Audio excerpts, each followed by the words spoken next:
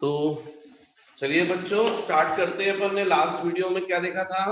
Acceleration equation. अब अपन next देखते हैं। तो लास्ट वीडियो में मैंने आपको सब समझाया था, है ना? डिफरेंट इक्वेशंस हमने ड्राइव किए थे।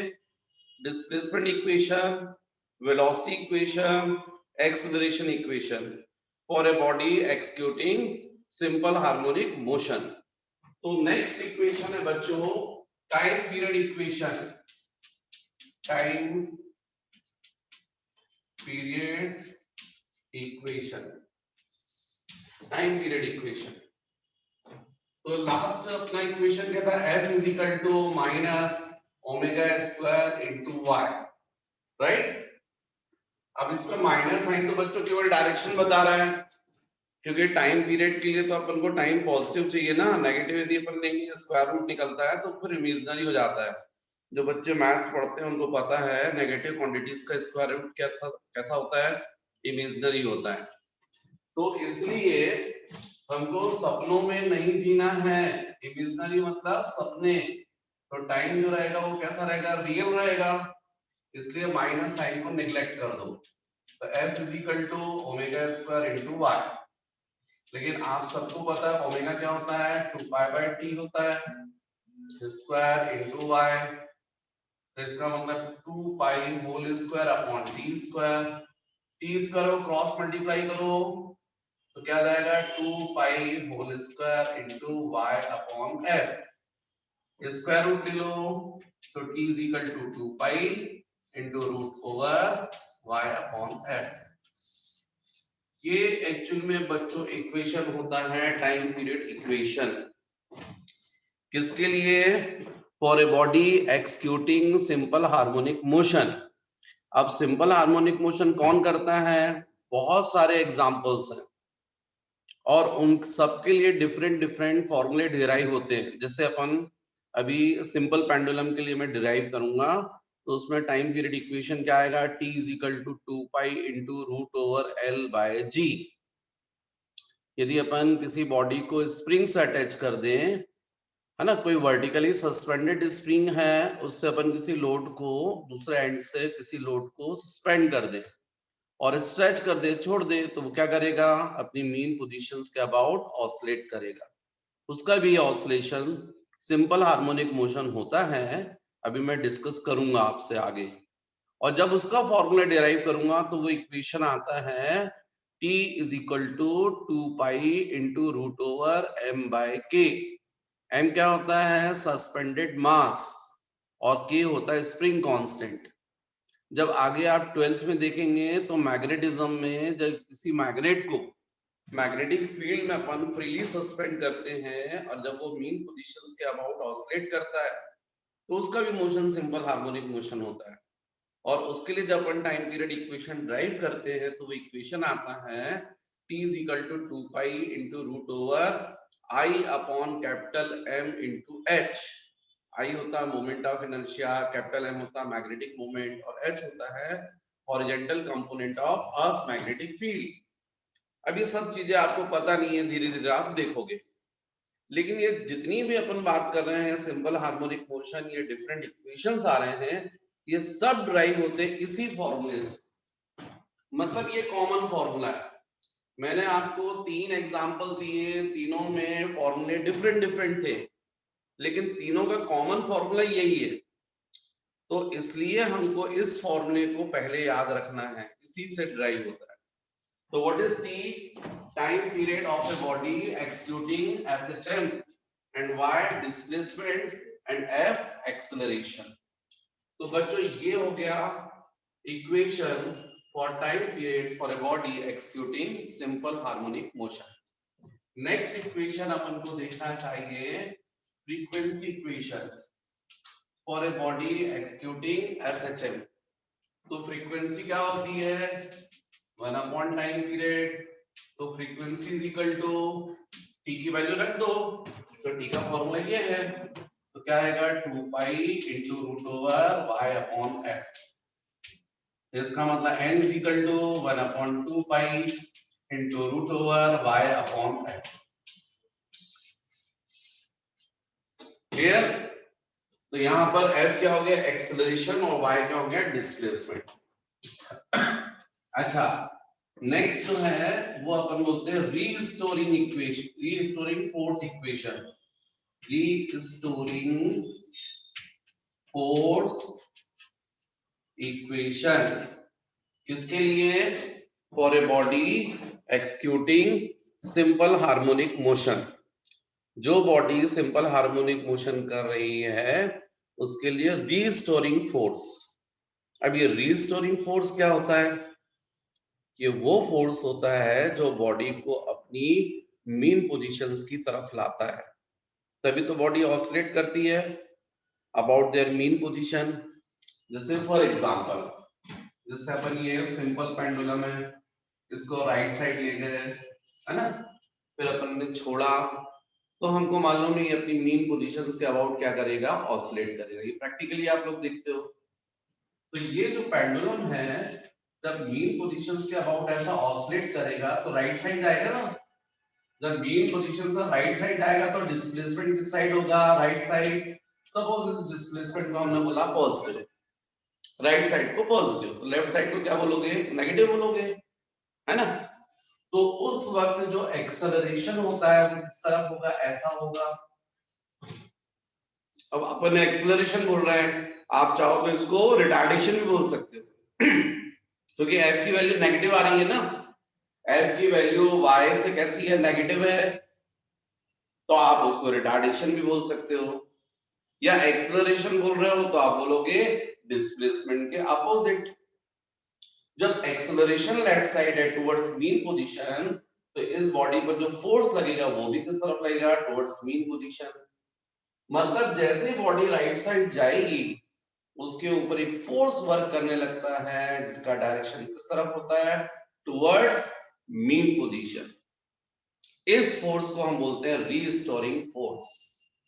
क्या है बच्चों, कोरोना पीरियड था और उसी पीरियड में ये पूरे कंप्लीट वीडियो मैंने बनाए हुए हैं और इस पीरियड में सारे बच्चे मेरे पास ऑनलाइन पढ़ रहे थे। अब ये एंडिंग है तो जनरली कोरोना सब लॉकडाउन ओपन हो चुका है, क्लासेस भी ओपन हो चुकी हैं, पर मैं क्लासेस ऑनलाइन ले रहा था। पर आज मैंने एक्चुअली में बच्चों को अपने पास बोला था कि तुम लोग ऑफलाइन आ जाओ तो मैं पढ़ाऊंगा। तो इसमें कुछ बच्चे ऐसे जो ज्यादा डिस्टेंस के वो नहीं आ पाए ऑनलाइन पढ़ने, लेकिन बहुत सारे बच्चे मेरे पास में क्लास में बैठे। तो अभी तक मैं केवल कैमरे की तरफ देखकर आपको बस पढ़ाता था, लेकिन आज मुझे थोड़ा सा लेफ्ट राइट देखना पड़ेगा, तो थोड़ा सा उस बात को समझो क्योंकि बच्चों की भी फेस रीडिंग बहुत जरूरी है। अभी तक तो फेस रीडिंग में केवल खुद की करता था, खुद को देखता था, समझ जाता था कि भाई इनको समझ में आ रहा है तो मुझे, क्योंकि वीडियो में तो मैं ही दिखता था ना, तो मैं अपने आप को देख के समझता था कि हाँ भाई ठीक है इनको समझ में आ रहा है तो पढ़ाते चलो। पर जब बच्चे सामने होते हैं क्लास में तो फेस रीडिंग होती है, उससे बहुत क्लियर मुझे भी समझ में आता है कि हाँ इनके साथ में कोई दिक्कत तो नहीं है। तो आज के वीडियो में बच्चों मैं कैमरे की तरफ भी देखूंगा और साथ में थोड़ा लेफ्ट राइट भी, तो आप समझ जाइएगा कि जरा स्टूडेंट्स की तरफ है ना, क्योंकि अभी तक मैं वीडियो बना रहा था तो केवल आपकी तरफ देख रहा था। आज अब इसके बाद थोड़ा लेफ्ट राइट देखूंगा मैं। तो चलो, तो यहाँ पर ये जो फोर्स है ना, एक्सेलरेशन, देखो हैबिट तो तुम्हारी तरफ देखने की पड़ गई मुझे, लेकिन अब ठीक है थोड़ा लेफ्ट राइट जाऊंगा। तो यहाँ पर एक्सेलरेशन बच्चों किस साइड है? Towards mean position. फोर्स किस तरफ लगेगा? Towards mean position. इसी को हम बोलते हैं रीस्टोरिंग फोर्स। तो रीस्टोरिंग फोर्स जो है F is equal to m into F, mass into acceleration. अब एक्सेलरेशन का इक्वेशन क्या है आप लोग को पता है? F is equal to m into minus omega square into y। तो F is equal to minus m into omega square into y। यहां मैंने एक्सेलरेशन की जो वैल्यू सब्स्टिट्यूट की है विद साइन की है ताकि फोर्स का भी साइन आ जाए, तो फोर्स का साइन भी नेगेटिव आ गया। मास तो कांस्टेंट होता है ना, ओमेगा भी कांस्टेंट है क्योंकि ओमेगा 2 पाई बाय t होता है। जब टाइम पीरियड कांस्टेंट रहेगा तो एंगुलर वेलोसिटी भी कैसी रहेगी? कांस्टेंट। तो इसका मतलब ये हुआ कि F it is directly proportional to y minus मतलब जस्ट इन अपोजिट डायरेक्शन। तो जो रीस्टोरिंग फोर्स होता है उसका डायरेक्शन भी हमेशा डिस्प्लेसमेंट के अपोजिट होता है। देखो यदि मान लीजिए सिंपल पेंडुलम में आपने बॉडी को राइट साइड ले गए तो आप बोल रहे हैं डिस्प्लेसमेंट इस साइड, अब इसको आपने बोला पॉजिटिव, तो फोर्स क्या हो गया नेगेटिव। नेगेटिव का मतलब किस साइड हो गया इस तरफ, मतलब मीन पोजीशन। अब बॉडी ऑसिलेट करके यहाँ आई, जब तक राइट साइड है तब तक उसका डिस्प्लेसमेंट क्या माना जाएगा पॉजिटिव, चाहे वो यहाँ हो चाहे उसके बाद रिटर्न हो रही है यहाँ पर तो भी डिस्प्लेसमेंट पॉजिटिव है। कितना है पहले मान लीजिए 5 सेंटीमीटर, तब कितना हो गया 3 हो गया, पर है तो पॉजिटिव। तो जब y पॉजिटिव है तो फोर्स भी कैसा है, फोर्स कैसा रहेगा नेगेटिव।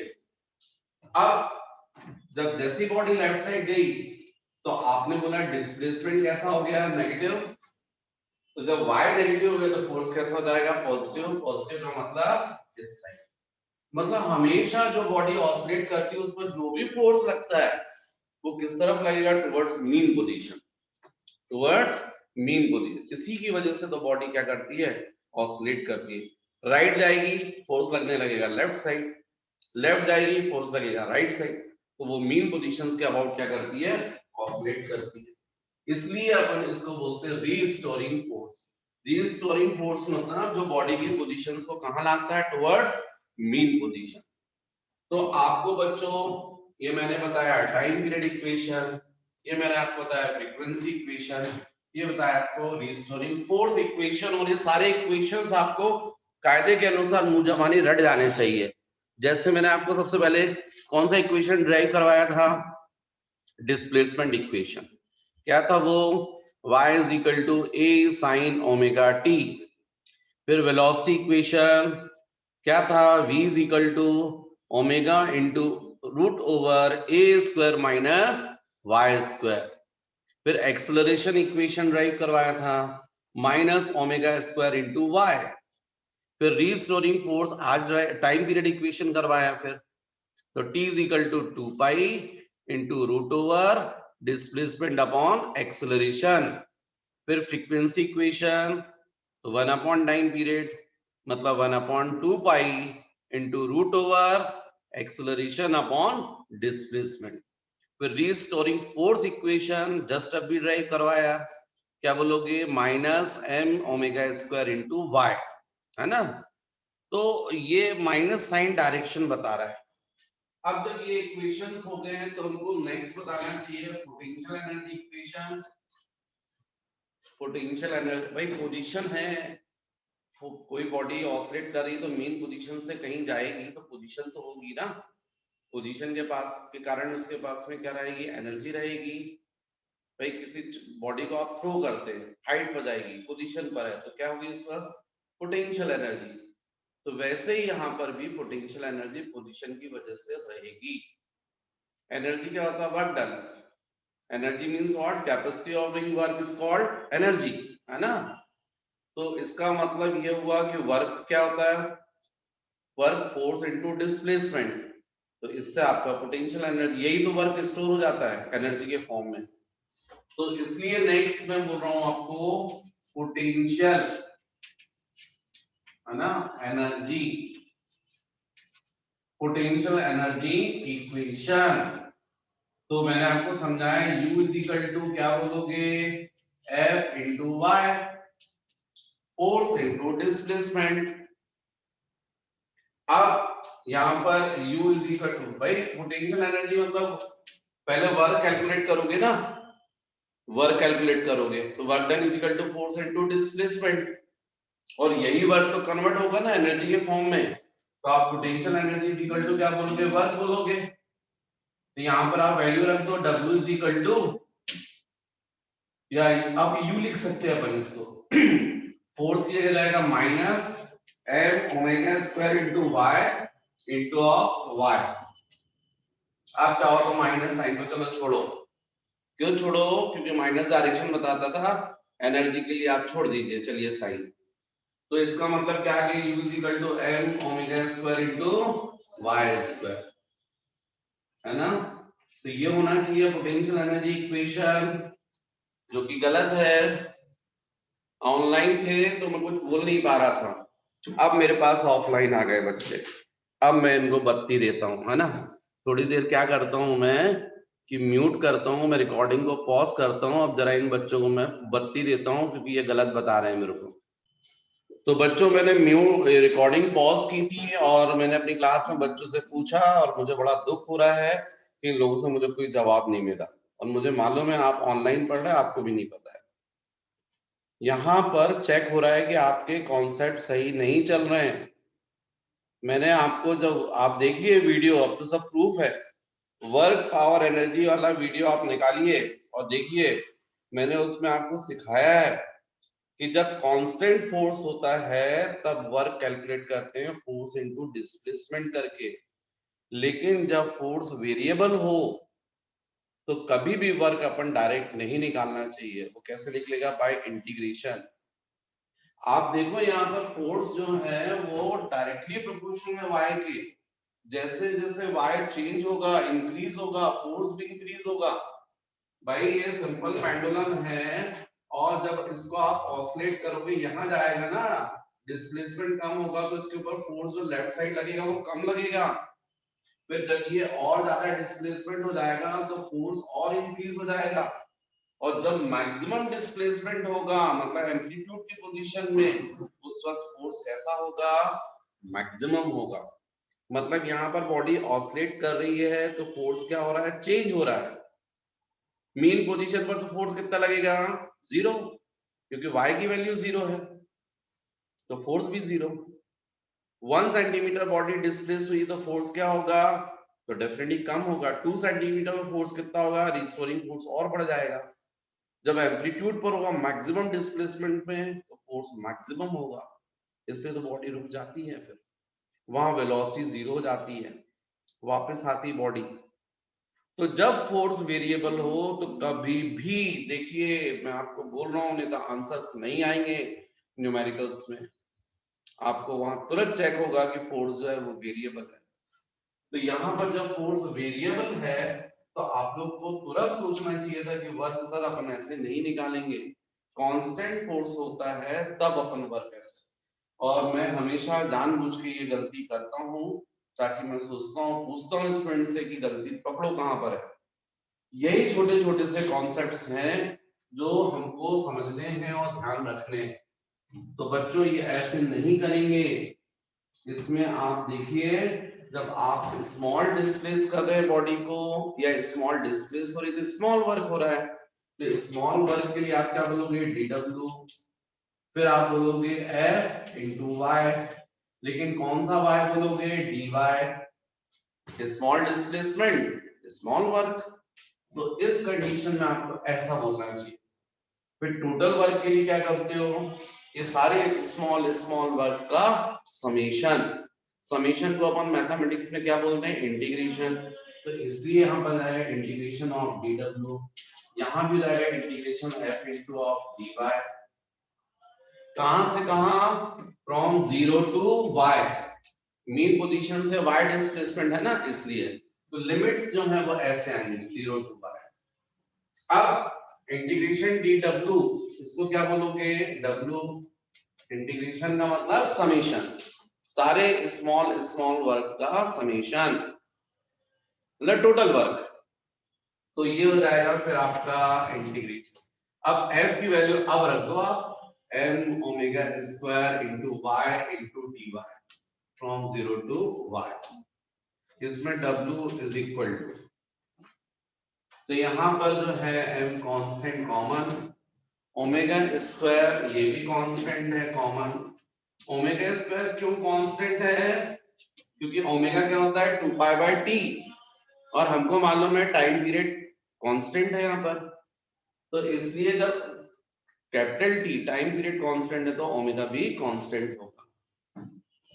तो हमने m omega square constant quantities को कॉमन निकाल लिया और यहाँ पर 0 टू y।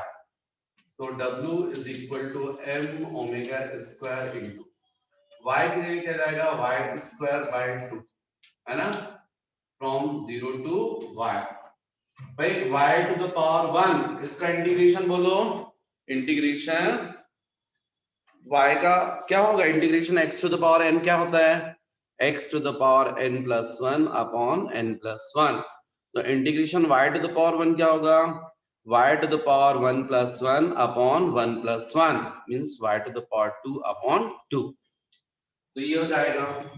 अब w is equal to definitely m omega square, पहले अपर लिमिट रखोगे तो y square upon 2 minus 0 square upon 2, ये तो 0 हो गया। तो इसका मतलब है w is equal to क्या मिला half m omega square y square. और यही वर्क तो एक्चुअली में पोटेंशियल एनर्जी में कन्वर्ट होगा ना, potential energy U is equal to what work done. तो अब U is equal to half m omega square y square. आप समझे बात को, इसके पहले जब मैंने इक्वेशन निकाला था तो आया था m omega square y square, मान लीजिए उसको सॉल्व किया और एनर्जी आई 10 जूल, जबकि आंसर क्या है हाफ ऑफ 10 5 जूल। तो टिक किसको करना पड़ेगा आपको 5 जूल को। आप यदि डायरेक्ट कर देते m omega square into y square से तो आपके आंसर को टिक करते 10 जूल को, रॉन्ग हो जाता। तो बच्चों कॉन्सेप्ट्स पर आप ध्यान दो और ध्यान रखो इसको, नहीं तो सब गड़बड़ होगा। कभी भी वेरिएबल फोर्स है तो वर्क हमको डायरेक्ट कैलकुलेट नहीं करना, फोर्स इनटू डिस्प्लेसमेंट नहीं करना। कैसे सॉल्व करना है वर्क को बाय इंटीग्रेशन, इसलिए तो अपन ने ये सब सीखा है, ठीक है। तो ये हो गया पोटेंशियल एनर्जी इक्वेशन। तो अब अपन देखेंगे next kinetic energy equation. Next बच्चों kinetic energy equation, kinetic energy equation किसके लिए for a body executing simple harmonic motion, क्योंकि अपन ने जो वो सर्कुलर पाथ पर बॉडी रिवॉल्व कर रही थी ना p, उससे जब डायमीटर के ऊपर परपेंडिकुलर ड्रॉ किया था, फिर उसका जो फुट था वो मीन पोजीशंस के अबाउट क्या कर रहा था ऑसिलेट कर रहा था, उसी का डिस्प्लेसमेंट इक्वेशन था और उसी से अपन सब ड्राइव करते आ रहे हैं। तो उसी के लिए अपन ने प्रूफ कर दिया था कि भाई उसका एक्सेलरेशन डिस्प्लेसमेंट के जस्ट अपोजिट है। तो वो तीनों कंडीशन फुलफिल कर रहा था, एक तो उसका ऑसिलेशन होना था, ऑन ए स्ट्रेट पाथ हो रहा था, और एक्सेलरेशन डायरेक्टली प्रोपोर्शनल था डिस्प्लेसमेंट के जस्ट इन अपोजिट डायरेक्शन। तो अपन ने सिंपल हार्मोनिक मोशन की डेफिनेशन भी यही देखी थी, हमने बोला था if the body oscillates on a straight line and acceleration of a body it is directly proportional to displacement but in opposite direction, then the motion of a body is called simple harmonic motion। तो चूंकि उसके लिए proof हो गया था कि भाई उसका एक्सेलरेशन डिस्प्लेसमेंट के अपोजिट है, इसका मतलब वो क्या कर रहा था सिंपल हार्मोनिक मोशन। तो उसी के लिए अपने जो डिस्प्लेसमेंट इक्वेशन था उसी से तो सारे इक्वेशन निकाल रहे हैं। तो ये सारे इक्वेशंस किसके लिए हो रहे हैं, उस बॉडी के लिए हो रहे हैं, उन बॉडीज के लिए हो रहे हैं जो सिंपल हार्मोनिक मोशन करती है। तो अब नेक्स्ट काइनेटिक एनर्जी इक्वेशन। तो बच्चों काइनेटिक एनर्जी क्या होता है half m into v square, लेकिन इसमें v क्या होता है omega into root over a square minus y square. तो kinetic energy is equal to half into m, v की वैल्यू सब्स्टिट्यूट कर दो omega into root over a square minus y square to whole square, means kinetic energy is equal to half m omega square into a square minus y square, ठीक है। तो ये equation होता है kinetic energy equation. अगर kinetic energy equation देखा है तो टोटल एनर्जी इक्वेशन भी देख लो, total energy equation for a body executing simple harmonic motion. तो टोटल एनर्जी मतलब क्या, sum of potential energy plus kinetic energy. तो पोटेंशियल एनर्जी का क्या आपने बताया था मुझे formula half m omega square y square, और काइनेटिक एनर्जी का आपने क्या डिराइव कर दिया half m omega square a square minus y square. तो बच्चों टोटल एनर्जी के लिए half m omega square common निकाल लो, तो क्या बचा y square plus a square minus y square, ये कैंसिल हो गया, इसका मतलब half m omega square a square. तो ये इक्वेशन आया है total energy equation, half m omega square A square. मतलब टोटल एनर्जी जो है ना, टोटल एनर्जी डायरेक्टली प्रोपोर्शनल हो रही है एम्पलीट्यूड स्क्वायर के। एम्पलीट्यूड जब ज्यादा होगा तो टोटल एनर्जी भी ज्यादा होगी। बच्चों जैसे अपन बात करते हैं, ये पेंडुलम है, आपने राइट साइड ले जाकर छोड़ दिया 2 सेंटीमीटर डिस्टेंस पर, मतलब उसका एम्पलीट्यूड कितना दिया 2, तो उसके पास में टोटल एनर्जी कुछ आएगी। इसी पेंडुलम को नेक्स्ट टाइम यदि आपने 5 सेंटीमीटर डिस्टेंस करके छोड़ दिया होता तो उसका एम्पलीट्यूड 5 होता।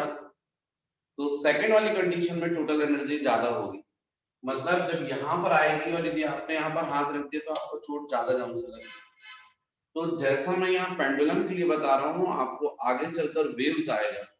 तो वेव्स में ये जो वाटर सरफेस होता है उस पर जनरेट होती है।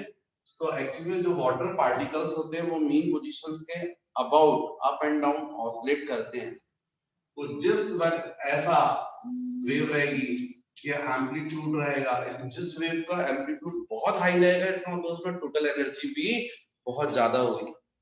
जैसे फॉर एग्जांपल साउंड एनर्जी से रिलेटेड बात करता हूँ।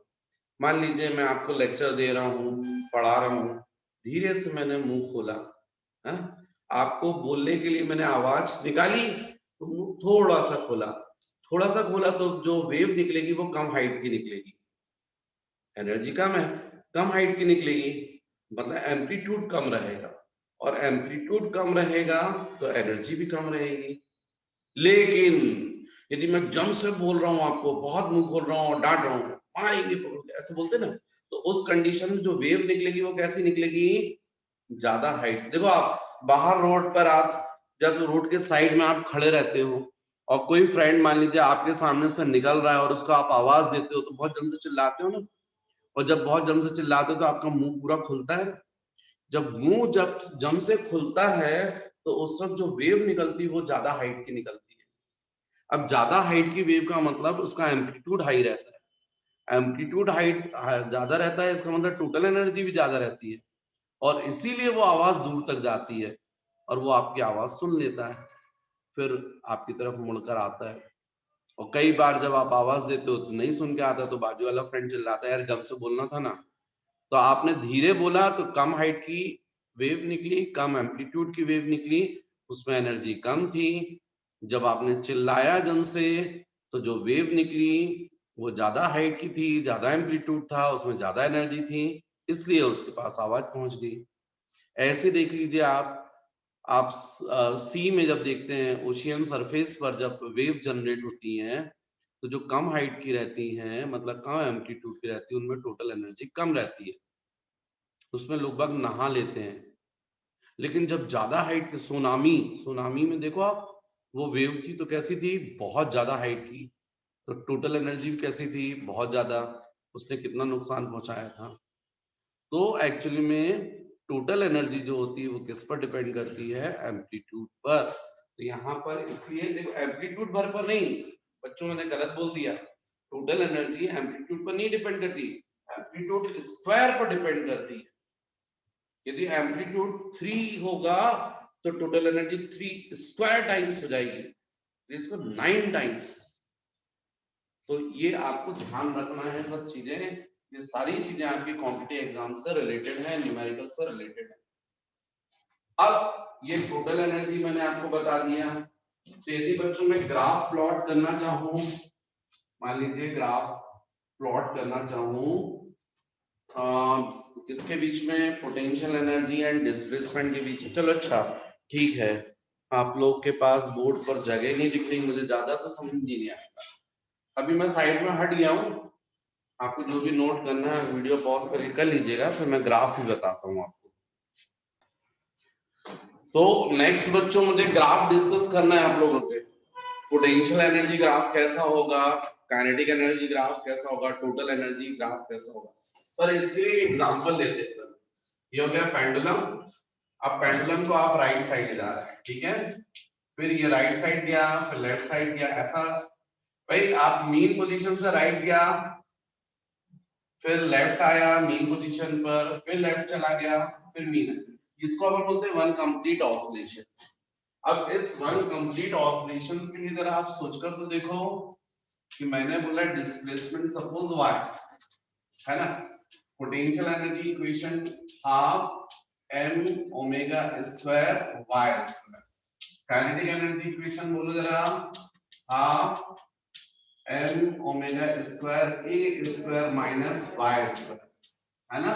और टोटल एनर्जी इक्वेशन बोलो जरा, half m omega square a square. अब अपन एक काम करते हैं कि y की डिफरेंट डिफरेंट वैल्यूज लेते हैं। सपोज y की वैल्यू यहां ली मैंने, तो y आप 0 बोलोगे, मेन पोजीशन पर है तो y आप 0 बोलोगे।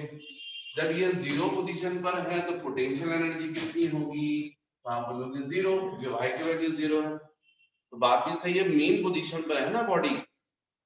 जब बॉडी अपनी पोजीशन इक्विलिब्रियम में, जब पोटेंशियल एनर्जी मिनिमम होती है तो बॉडी को अपन क्या बोलते हैं, इन स्टेबल इक्विलिब्रियम।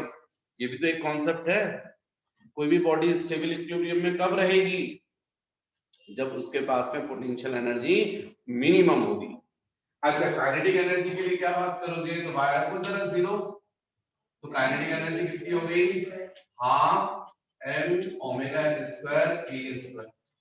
ये कौन सी काइनेटिक एनर्जी है, मैक्सिमम। क्यों मैक्सिमम, क्योंकि भाई a स्क्वायर में से जो आप सब्ट्रैक्ट कर रहे हो वो क्वांटिटी ही पूरी 0 हो गई। नेगेटिव तो ये हो ही नहीं सकता ना, स्क्वायर होकर पॉजिटिव हो जाएगा, तो कुल मिलाकर ए स्क्वायर में से कुछ सब्ट्रैक्ट हो जाएगा, सब्ट्रैक्ट हो जाएगा तो कम हो जाएगा। जब y 0 होगा उसी वक्त आप कुछ भी सब्ट्रैक्ट नहीं कर रहे हैं, मतलब ये टोटल वैल्यू कैसी आएगी, मैक्सिमम। तो इस वक्त जब बॉडी मेन पोजीशन पर होती है तो उसकी काइनेटिक एनर्जी कैसी होती है, मैक्सिमम। अब टोटल एनर्जी, तो टोटल एनर्जी देखो आप, half m omega square a square. इसका मतलब टोटल एनर्जी तो y पर डिपेंड ही नहीं कर रही है। मतलब ये प्रूफ करने वाली है आपको law of conservation of energy. अब जरा आप देखो बच्चों, जब बॉडी ऑसिलेट कर रही है अपनी मीन पोजीशंस के अबाउट, तब आप सबने प्रैक्टिकली देखा होगा कि उसकी मैक्सिमम वेलोसिटी कब कहां होती है, मीन पोजीशन पर। जब बॉडी रिटर्न आती है मीन पोजीशन पर तो उस वक्त उसकी वेलोसिटी कैसी होती है, मैक्सिमम। जब वेलोसिटी मैक्सिमम होगी तो काइनेटिक एनर्जी भी कैसी होगी, मैक्सिमम होगी। अच्छा, जब अपन यहाँ पर बात करें, बॉडी यहाँ पर है, मैक्सिमम डिस्प्लेस हो रही, मतलब y is equal two plus a पर, तो आप क्या बोलोगे, प्लस a। तो यहाँ पर पोटेंशियल एनर्जी क्या बोलोगे, half m omega square a square.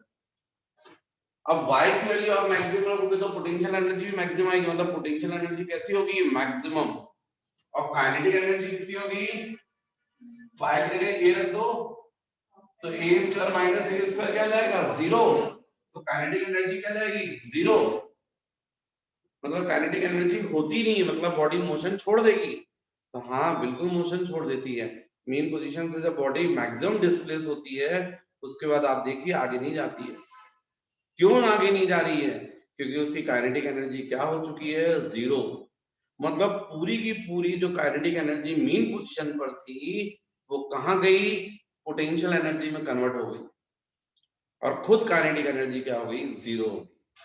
और टोटल एनर्जी देखो आप, तो दोनों को ऐड करके देखो आप, है ना, या यहां से देखो, half m omega square a square. जबकि यही जब बॉडी यहाँ लेफ्ट पर होती तो y इज इक्वल टू आप क्या बोलते हैं, माइनस a। तो माइनस a, तो माइनस a की कंडीशन में यहाँ क्या होता बोलो, पोटेंशियल एनर्जी, हाँ माइनस a स्क्वायर, वही आ जाता ना, प्लस आ जाता, half m omega square a square. Kinetic energy कितनी होती, 0। और total energy half m omega square a square. तो ये वैल्यूज आपको मिली हैं। अब यदि ये वैल्यूज मिली है तो इस बेसिस पर ग्राफ ड्रॉ कर लो। ग्राफ ड्रॉ करो, देखो आप जरा, ये मान लीजिए मैंने x एक्सिस और ये y एक्सिस, तो ये पोजीशन मीन पोजीशन के लिए ली। अब राइट साइड पर जो ये है इसको मैं बोल रहा हूँ y is equal to a, displacement. और यहां पर displacement y is equal to minus, है ना। और y एक्सिस जो थी, ये y का y एक्सिस मत मानिए, डिस्प्लेसमेंट है ये। x एक्सिस पर मैं क्या शो कर रहा हूं, डिस्प्लेसमेंट। ये मीन पोजीशन है, मतलब y इज इक्वल टू 0। अब y एक्सिस पर आप ले लीजिए एनर्जी। कौन सी एनर्जी? तीनों लेंगे, पोटेंशियल एनर्जी भी, टोटल एनर्जी भी और काइनेटिक एनर्जी। तभी फिलहाल पोटेंशियल एनर्जी की बात करते हैं, U। तो आपको दिख रहा है U की वैल्यू मीन पोजीशन पे कितनी है, 0। और जब a था तो कितनी थी, half m omega square a square यहां पर। और जब माइनस एक तब भी सेम, तो मतलब यही पॉइंट मिलेगा एनर्जी मैक्सिमम। एक्चुअली में यहाँ पर बच्चों u जो है वो डायरेक्टली प्रोपोर्शनल है y स्क्वायर। जब भी ये डायरेक्टली प्रोपोर्शनल y स्क्वायर आता है, मतलब ग्राफ कैसा होता है, पैराबोलिक। देखो ना आप पैराबोला का equation y is equal to 4ax square, तो y is directly proportional to x square, इसलिए ग्राफ ऐसा पैराबोलिक है। मतलब जब बॉडी अपनी मीन पोजीशंस के अबाउट ऑसिलेट करती है तो मीन पोजीशन पर पोटेंशियल एनर्जी 0 होती है, लेकिन जैसे जैसे राइट साइड जाएगी पोटेंशियल एनर्जी क्या होती जाएगी, इंक्रीज होती जाएगी। अब इसी y एक्सिस पर काइनेटिक एनर्जी के लिए ग्राफ ड्रॉ करो। तो काइनेटिक एनर्जी के लिए देखो आप, मीन पोजीशन पर मैक्सिमम है, a पर 0 है और माइनस a पर भी 0 है। a पर भी 0, y यहां भी 0, a पर भी 0 और माइनस a पर, लेकिन यहां पर कितनी है, मैक्सिमम। और कितनी है, जितनी यहां पर पोटेंशियल एनर्जी a पोजीशन पर थी और माइनस a पर थी, वो यहां पर है। मतलब ये हाइट सेम रहेगी। और यहां भी देखो kinetic energy directly proportional to आ रहा है y स्क्वायर। ये ग्राफ भी पैराबोलिक होगा, ऐसा होगा, जस्ट अपोजिट। मतलब पोटेंशियल एनर्जी जो डिक्रीज होती है तो काइनेटिक एनर्जी क्या होती है, इंक्रीज। लेकिन टोटल एनर्जी देखो आप, चाहे आप मीन पोजीशन पर, चाहे प्लस ए पर, चाहे माइनस, तीनों पोजीशन में टोटल एनर्जी जो है वो सेम है। तो इसलिए यदि आप y एक्सिस पर टोटल एनर्जी भी लेते हो तो यही पॉइंट्स रहेंगे और ग्राफ ऐसा होगा। मतलब आपको क्लियर होना चाहिए, मैं ये जो ग्राफ मैंने ड्रॉ किया है वो ग्राफ किसके लिए है, किसके बीच में है, पोटेंशियल एनर्जी एंड y। ये जो ग्राफ मैंने ड्रॉ किया है किसके लिए है, काइनेटिक एनर्जी एंड y। और ये जो ग्राफ है किसके लिए, टोटल एनर्जी एंड y। मतलब पूरे ऑसिलेशन में किसी भी पोजीशन पर टोटल एनर्जी हमेशा कैसी रहती है, कांस्टेंट। तो ये बच्चों आपका ग्राफ होना चाहिए, तो मैंने आपको क्लियर किया हुआ है। और साथ ही साथ ये क्या प्रूफ कर रहा है, law of conservation of energy भी।